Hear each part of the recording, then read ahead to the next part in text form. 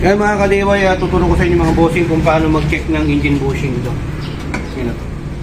Para makita nyo, aside from magkakaroon ng physical dito na visual check ninyo na may cracks na dyan, pati doon sa kabila, para malaman nyo na palitin na yan, ito, center stand nyo, tapos yan.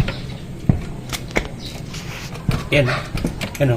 Yung paa nyo dyan nakaapak sa may center stand para may puwersa. Tapos ito dito. Hawakan nyo dito, tulak nyo, papunta doon, tapos hilain nyo rin papunta dito. Kung gumigiwang na yan, gumagalaw-galaw na yung bushing niya, ibig sabihin palitin na. So yan o. Yan o. O, diba? Gumagalaw na yung sa atin. Yan. Yan o. O, parang lumuluwa. Yan o. Yan. Kita ba? Yan o. Palitin na yan. Pero pwede pa naman yung sa atin. Pero, i-ready ko na, bibilan ko na yan. So pagka ganyan na po mga kadeway, huwag nyo nang patagalin. Maganda yung traction ng gulong. Tapos hindi mag-iwang. Yan. Yan po ang pag-check. So yan, shoutout din natin yung bagong member natin dito sa Pangasinan, sa Malasiki, sa May Pulong. Si Bossing Dennis P. Soriano, na supervisor ng solar. Yan, good morning mga bossing. Another day, another vlog. Ito, may tuturo tayo sa inyo. Yaman lang din na may ginagawa tayo dito. Ginawa ko kasi yung busina dito. Pinagtatanggal natin yung fairings, tapos nililisan din natin. Yan, tapos pininturahan na rin natin to. Kasi mapapansin nyo yung dito nyo na banda, walang butas yan. Ito yung sa may part ng dito sa may engine support. Nag-iipon yan, tatambak yung tubig dito, may kalawang yan.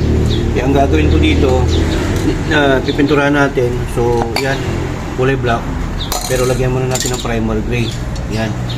So maganda dyan, butasan nyo to dito na part, i-port ninyo para nang sa ganun hindi maipon yung tubig lumabas dito, kasi yun ang nagkukos ng kalawang dito. Okay, so yan, another sharing sa inyo.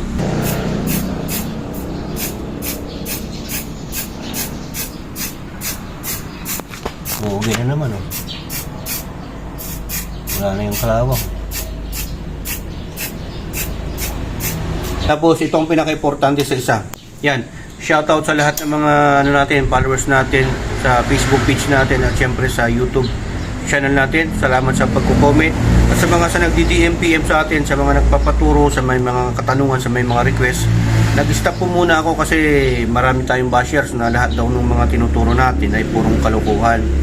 So siguro naman sa 120 plus na vlog natin ay natuto naman sila bago sila naging basher, ano?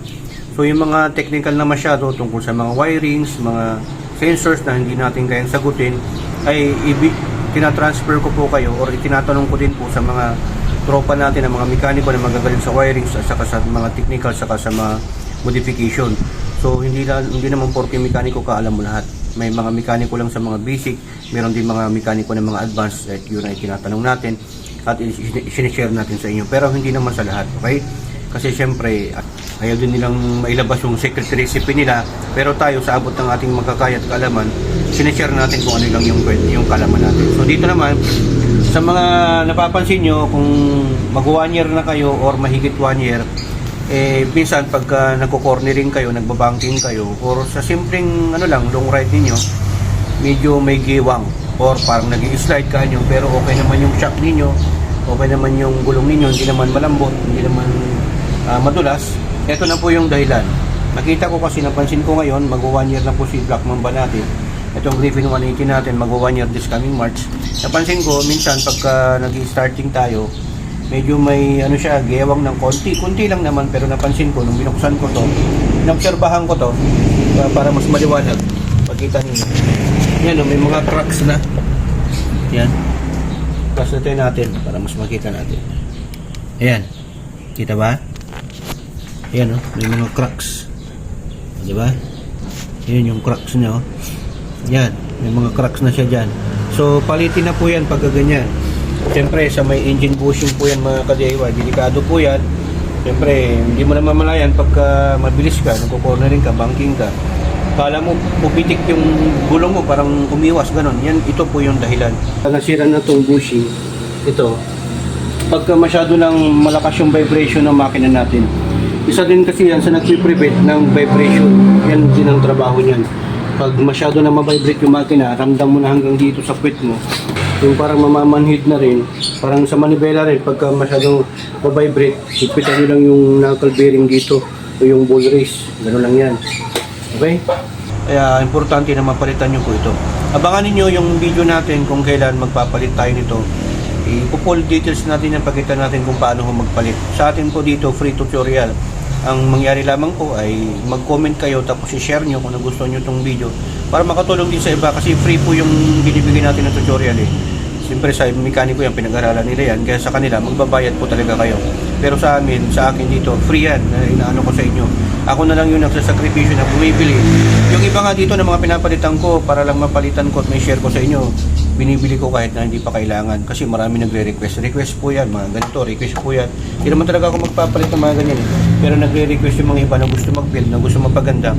So yan, ako yung nagsasakripisyo na bumibili para lang po sa inyo. So katulad naman ito, sa pansin ko, wala pang halos nagpalit ng engine bushing nila. Dito, yung support.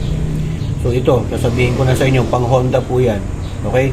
Abangan nyo na lang kung anong pang Honda yung ano natin. Kasi syempre, hindi ko pa kabisado kung pang click, EDB or P6 or Beat or Airblade. So i-check pa natin to. Papaklasin ko to tapos dadalhin ko sa mga store sa sample para mas accurate yung sasabihin natin. Mamaya yung basher na naman, sabi na naman nila, kalokohan yan, hindi naman pang click yan, pang aerox yan. O, diba? So, ganoon lang po mga kadiway, share ko po sa inyo. So, ayan, abangan nyo lang po yung next vlog natin. Sana sa lahat ng mga basher natin, magtulungan na lang tayo sa mga mekaniko dyan, mga tropa natin. Shoutout natin lahat ng mga mekaniko ng Griffin, Falcon at Samurai sa lahat ng mga community. Shoutout sa inyo. Pati sa mga bashers natin, maraming salamat din dahil sa inyo. Pinapaangat nyo yung engagement natin. At syempre, nakikilala yung Burntime DIY TV. So, ano lang po yan mga ka-DIY. Bago pa lumabas si Griffin, nagbablog na po tayo. Content, hindi po ako vlogger na yung daily life. Content creator po ako dahil may kino-content po ako. May niche po ako sa troubleshooting sa mga sasakyan natin. Yan. Tapos, doon tayo nag-umpisa sa 4 wheels, tapos mga 2 wheels natin. Yan. Sinare lang natin yung mga pwede nyong magawa at ma-improve. Pag-maintenance po yan.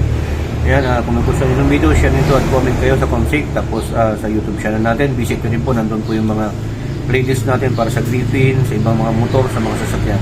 Kung may mga sasakyan kayo, mga bossing natin. So ayan, maraming salamat. Ito ka Glory Burntime. Signing off.